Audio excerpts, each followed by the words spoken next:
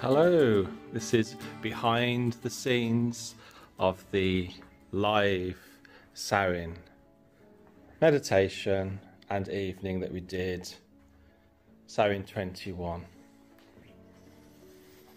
It was a good evening. A lot of people joined in, a lot of people had the packs and joined in with us. We lit the candles, we allowed the candles to burn down, and we remembered our relatives in spirit, our loved ones. This sort of thing would have been traditionally what our ancestors would have done.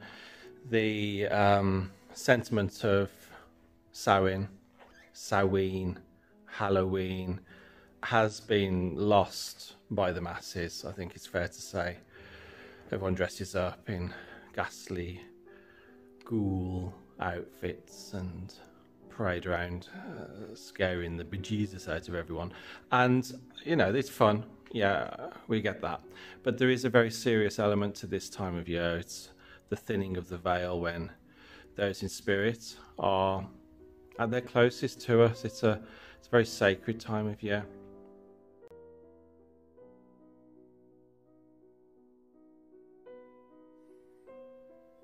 Thought for the day.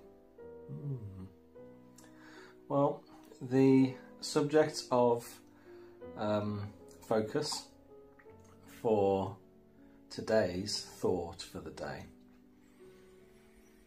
something that I think about quite a lot, and I meditate on this subject a lot, and it brings a great deal of peace, and I'll tell you why.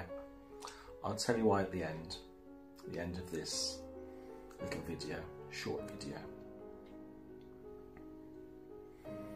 When you look at any system out there, let's just go very cosmic for a short time.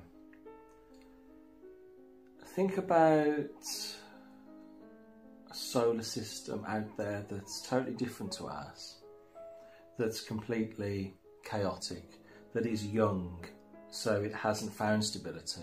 It's absolute chaos there. It's a maelstrom of explosions and planets crashing into planets and debris and asteroids flying and whizzing about all over the place around a sun. There's no order. You could be mistaken for thinking that there could be absolutely no order in that system.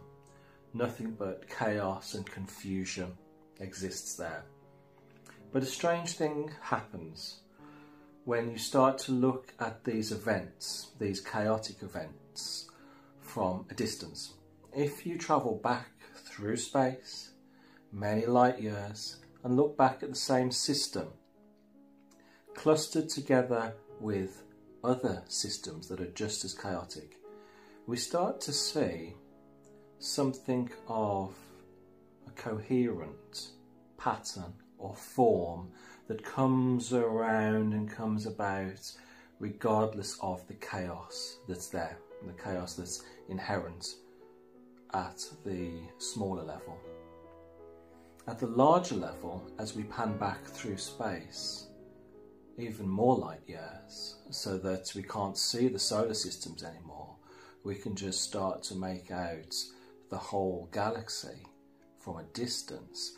We see that there's nothing but absolute beauty and geometry and form. There's tendril arms spiraling out from, say, the Andromeda galaxy is the one I'm thinking about now. Regardless of the chaos that is in some of those systems, a good portion of them, as you pan back and look at the greater whole, there is beauty and there is form and there is order from the chaos, regardless of the chaos. So form and order and beauty, regardless of a foundation of chaos. Think about that. And then let's look at this from a slightly different perspective. If you think about, I don't know, this top that I'm wearing here. If you look at it, brush off all the fluff and stuff. If you look at it from the distance that you're looking at it, there's form, there's order, it's quite obviously material. that makes a hoodie, okay? But if you go closer and closer, if you was to zoom in to just say a small patch of this hoodie, you'd start to see lots of fibres that go to make up the material that are completely chaotic. There's just no apparent pattern to the fibres at all. They're chaos, like the solar systems that are chaotic. There's no order. There's just a maelstrom of fibres that are pointing in all kinds of directions, and there's no obvious pattern. There is no pattern there. There's no form. There's no geometry. But a funny thing happens again. If you go into one of those fibres and you keep on travelling deep into that fibre, all this chaos that is at the larger level this time round, at the smaller level, becomes once again ordered. The atoms that go to make up the fibre have a beautiful order, with the nucleus and the electrons whizzing around the nucleus, and there's cohesion there, and it can be seen as structure and order.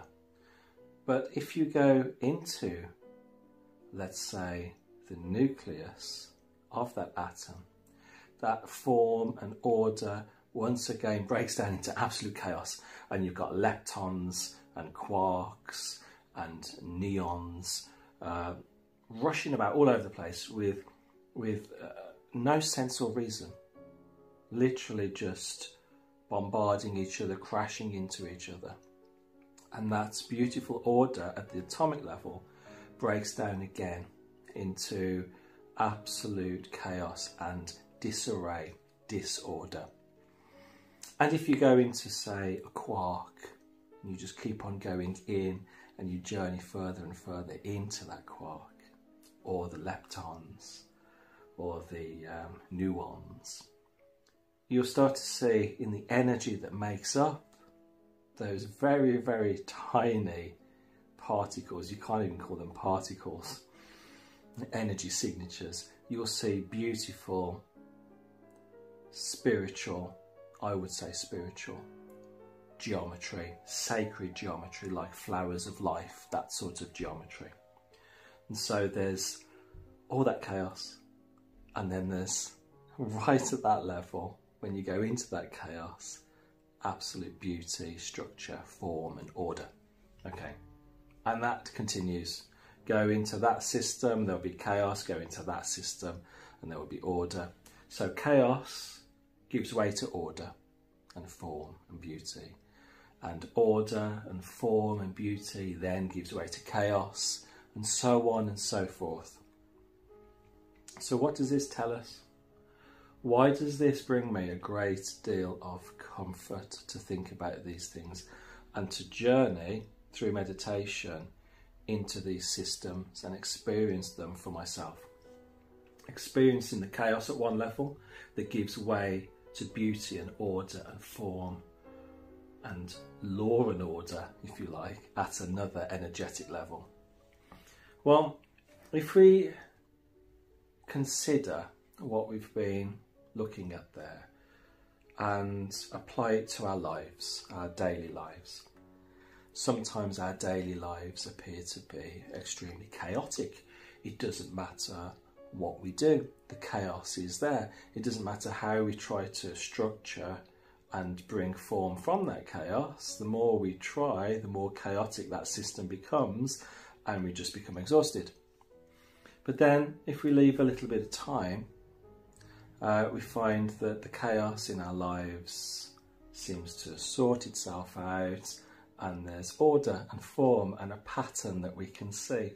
And what we're really looking at here is the blueprint of the divine. And it brings me a great deal of peace, because regardless of how chaotic our lives may become from time to time, you know, all sorts of things happen that we can't seem to cope with or deal with, and that we have to cope with and deal with. Regardless of how chaotic our lives become, we know that from that chaos, and despite of that chaos, there will be once again law and order, form, beauty and spiritual geometry.